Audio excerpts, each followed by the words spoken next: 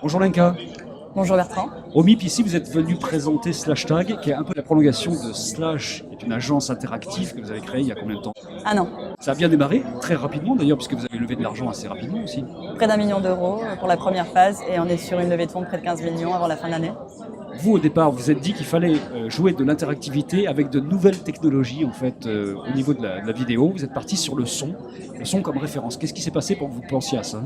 On est parti sur un premier développement qui était une technologie propriétaire qui consiste à faire de la reconnaissance sonore sur un contenu, qui rend possible l'interactivité sur le contenu. Donc, il est aujourd'hui possible d'interagir avec le contenu, les contenus que l'on crée. Mais l'objectif, c'est de sortir la plateforme qui s'appelle Slashtag. Quand vous dites technologie propriétaire, ça veut dire que vous aviez la techno avant même d'avoir l'idée de son application, ou c'est un peu le contraire? C'est la poule ou l'œuf. L'idée de départ, c'était de pouvoir créer des contenus pour les multitaskers. Aujourd'hui, on est plus de 84% ici, rien qu'en France, à multitasker en parallèle, en temps réel devant sa télé. Donc on a créé la technologie en amont parce que ça nous a pris près d'un an avec un pôle technique, des ingénieurs, des développeurs Android, iOS, back, front, avant de communiquer, avant de mettre en place, avant de se retrouver sur des événements et de pouvoir parler de la plateforme et avant d'acheter des contenus.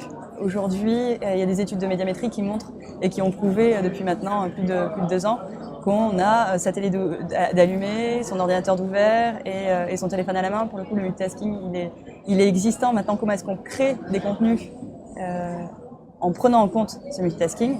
C'est ce qu'on a cherché à faire. Et pour comprendre comment fonctionne l'interactivité et la technologie qu'on a créée, il suffit d'imaginer dans un premier temps vous êtes devant votre télé par exemple, vous regardez The Voice, et bien en temps réel, vous allez recevoir la robe de Jennifer ou même la biographie de Garou, enfin du moins ce qu'on a décidé de coucher. On essaie, en tout cas, on crée une interactivité qui permet d'enrichir le contenu. Il faut imaginer YouTube, Facebook et Shazam, on parlait de technologie à reconnaissance sonore, et Shazam, donc YouTube, Facebook et Shazam en un seul et même endroit. Nous, dans un premier temps, on va sortir une plateforme, une télévision en ligne, en créer des contenus interactifs et diffusant des contenus interactifs. On va avoir la possibilité d'acheter ce qu'on voit, ah j'adore ça, je le veux maintenant.